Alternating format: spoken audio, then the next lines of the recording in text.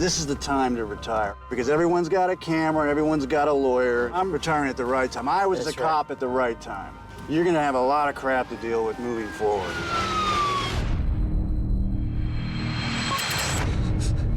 Five minutes. We're in, we're out, and we're rich.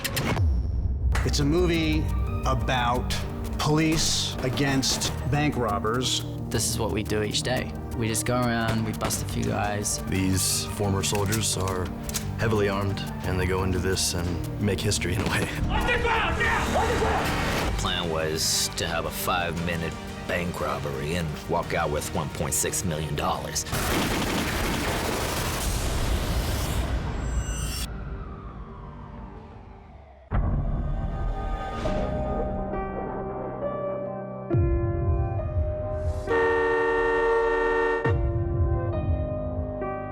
What's happening, Mike?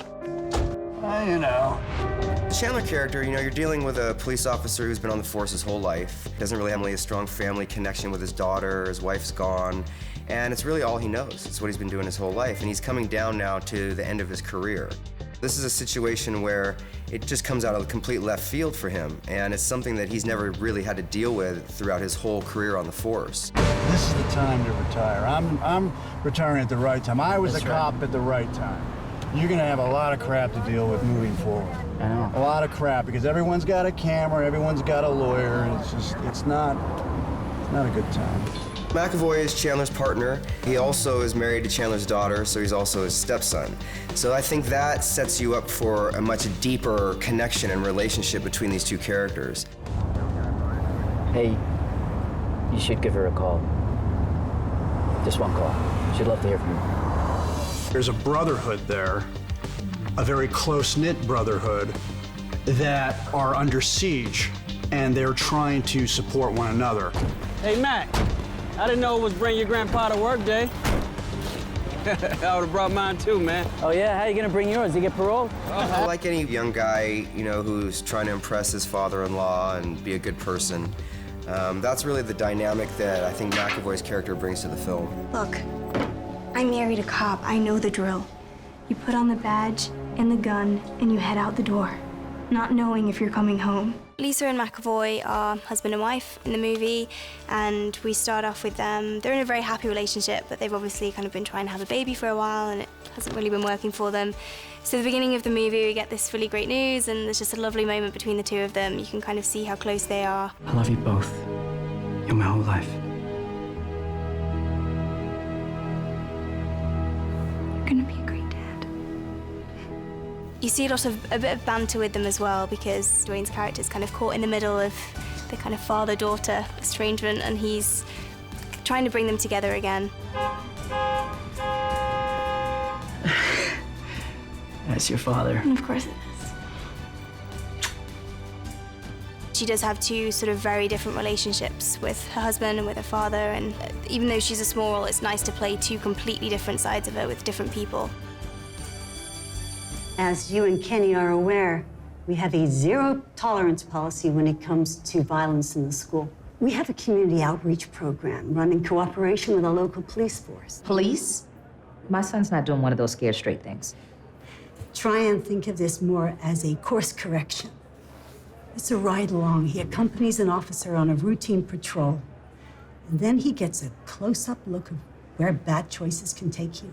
Well, it's that or expulsion. Kenny is this kid who, is being bullied in school for no reason, and ends up fighting back to protect himself, which causes him to get in trouble. And his punishment is to do a ride-along with police officers. This is completely safe. Yes, we do these ride-alongs all the time. When these kids go to the police station, they're trained to kick their ass. They're trained to straighten their spine. They give them a hard time. I was like, oh, shit, I gotta do that. So I had to change my performance on the spot, and just, bust his balls. Ready to go? Yeah, I guess. Guess? Stand up. I hope you don't think that this is some kind of fun adventure you can run home and brag about to your friends, because it's not, little man. You are here because you fucked up. Do you understand? Yeah, I understand. Something funny? No, I'm sorry. All right. Walk over to the front door. Stop when you get to it. Basically, Kenny, as you can see, like in the movie, he starts out he's more timid, more shy, and like throughout the movie, like going towards the end and stuff, he progresses and he becomes more bold and he gains more confidence. Will you shut that thing off? Everywhere I go, they've got a camera in my face. This kid who technically shouldn't even be in this situation, who now finds himself in the backseat of a police car, which then ultimately finds itself in the middle of a gunfight. 5 minutes. And we're up. We're gone and we're rich. Hoorah. Hoorah. I believe what's motivating these men to carry out this heist is a need for redemption. They don't feel that what they have received has equated to what they have given. It gives you a permission to act in a certain way. You are in charge of multi-million-dollar equipment, and then you come back to your home state and you can't hold a job at the supermarket. It'll create a nerve-wracking, earthquake in your psyche. So I think Trey wanted a quick way out, and he gives himself the permission after he gave so much of himself to that entity to claim his own. So I think that is something we all share as humans. Okay, we're a couple blocks out. Let's go through it. We park us out front. Keep my eyes open for any heroes. I'm first through the door and over the barrier. I'm in second with the bags.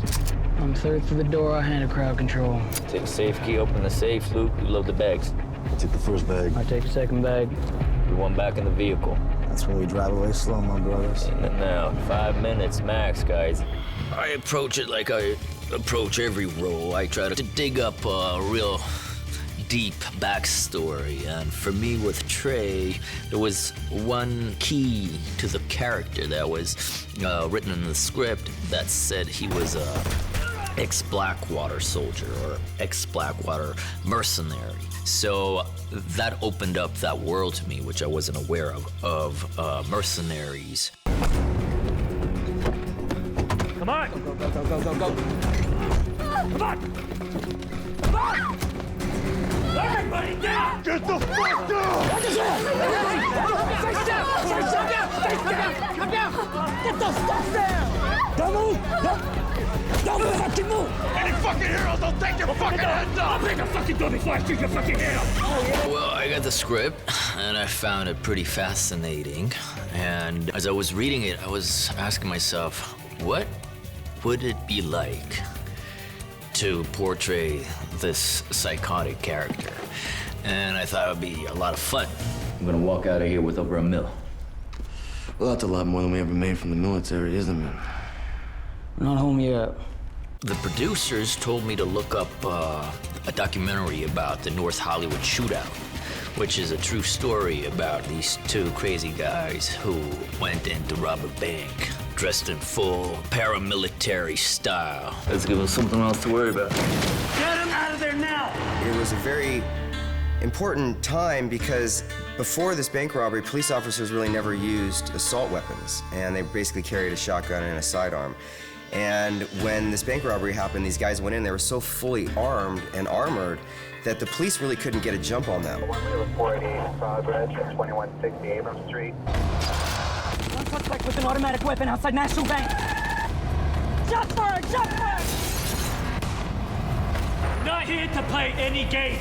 We're outgunned. We really don't have the proper equipment to fight back.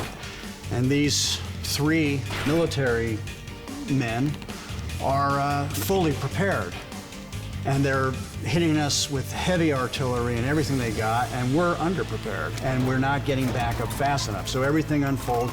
Kenny, get down! Back up, back up, go, go, go! Kenny, stay down on the floor! Shots fired, shots fired! Hey, what the fuck, Trey?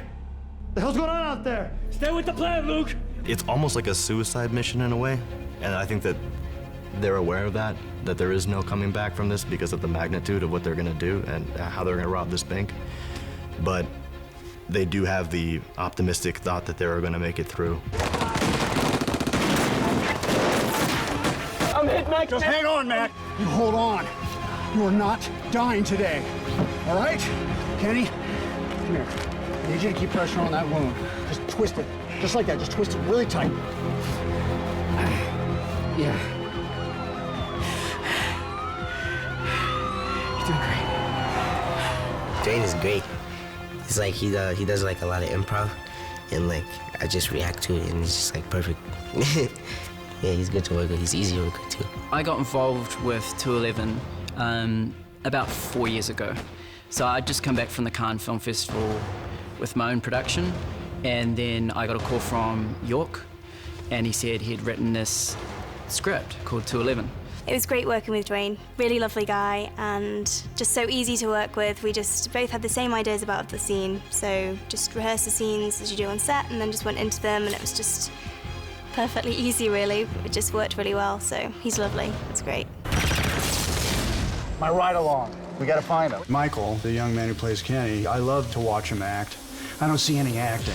He doesn't rehearse. He just looks at it once, and then he just action, and he just goes, and it's so effortless and fun to watch, you know. I don't do too much preparing, because if I do too much preparing, like too much rehearsing, like beforehand, I feel like it's like programmed and it's just like comes out different. So I kind of just read my role. I just get a basic understanding on like who he is, what he's like, and that's it really. I just try to adapt to it, I guess.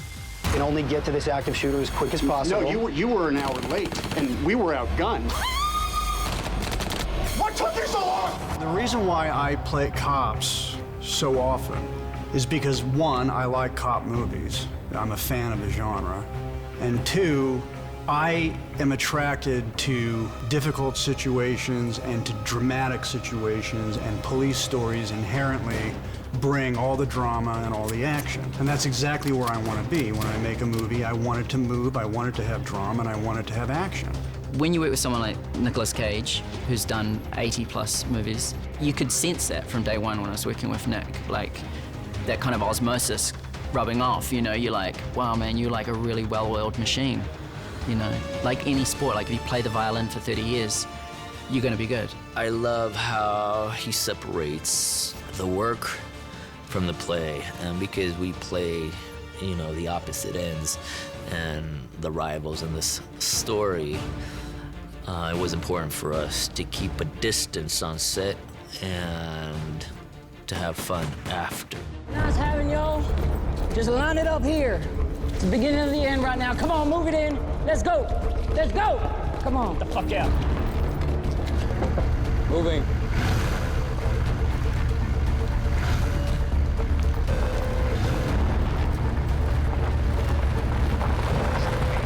Your advice, what's moving in?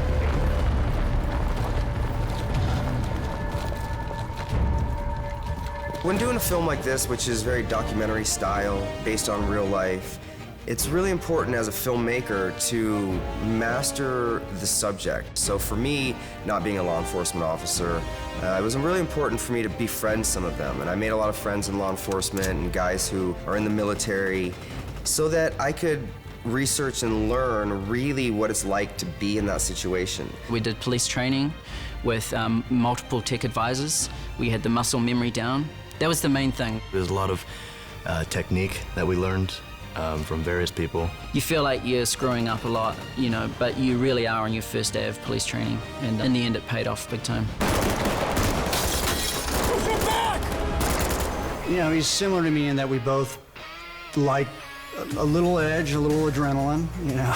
I've made so many movies now, I've lost count, so I thought maybe York, being a younger guy and coming out of snowboarding and, you know, thrill sports, that maybe he'd find something new for me, a new presentation of me. York is great in the sense that he is extra great in communication, so if I feel that I need my space to come up with something on my own, he knows to tap into it and be right there with us. York is a great director. He's one of my favorite directors. He's like, he works with me well. I love him. Everybody works good together. It's been great on set. If I had to make 1,000 movies with one director, it'd be with York. Hands down, he's what I would aspire to be if I were a director. He's absolutely perfect.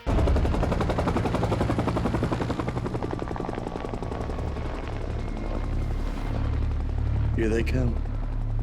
I think the ultimate goal with 211 is, like any other film, you know, to entertain people and take people on a ride. And I think that for an hour and a half, they can get out of their daily lives and go for a ride with these police officers and see what it's really like to be a law enforcement officer on the streets. It's gonna be like, put your seatbelt on, and then you're like on top of a rocket, like all this power, and that rocket's just gonna turn on slowly, and then it just goes wham.